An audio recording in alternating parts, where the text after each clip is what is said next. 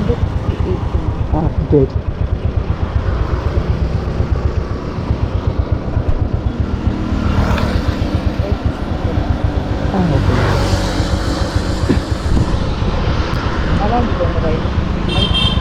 இல்லை வேறு வண்டி தான் மட்டும் இருந்துச்சு ஆல்ரெடி.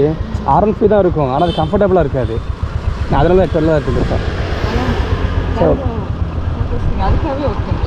சரி ஓகே. இல்லை மேடம் ஃப்ரீ டைம் தான் ஓட்டுவோம், சும்மா யூடியூப்காண்டி ஓட்டுவோம் அவ்வளோதான்.